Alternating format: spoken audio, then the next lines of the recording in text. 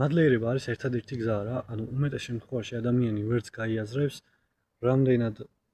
მნიშვნელოვანი არის ეგ, იმიტომ რომ ის რომ ყოველ დღე შენ რაც მოგეცა, ყველაფერი რაც გააქვს იმის მადლიერი იყო და გქონდეს ესე ვთქვათ მადლიერების შეგრძნება იმის ყველაფრის მიმართ, რაც შენ ცხოვრებაში ხდება, იმიტომ რომ ყველაფერი ცუდი რაც ხდება, ან ყველაფერი კარგი რაც ხდება, შენ სასარგებლოდ ხდება რა და როცა მაგას გაიაზრებ და როცა მიხვდები რომ ერთადერთი გზა რომ სადღაც მიხვიდე და რაღაც მიაღწიო არის ის რომ ყოველდღიურობაში გამოხატო მადლიერება, ყოველდღიურობაში მადლიერებას გამოხატავ, შენ უფრო სხვანაირი ადამიანი არა მხოლოდ გახდები, არამედ ყველა სიტუაციისადმი რა რთული სიტუაციებიც არ უნდა იყოს, გახდები ისეთი მიდგომით რომ ანუ ეგ ყველაფერი დაძლევადი არის რა და თან მაგ ყველაფერს მოაქვს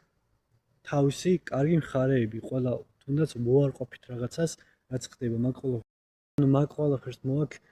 დადებითი რაღაცეებიც რა და თუ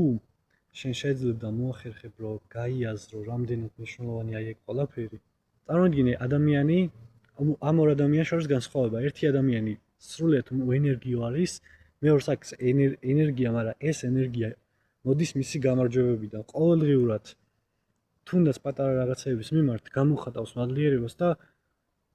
ანუ მისთვის გაღვიძება არის უკვე გამარჯვება რა და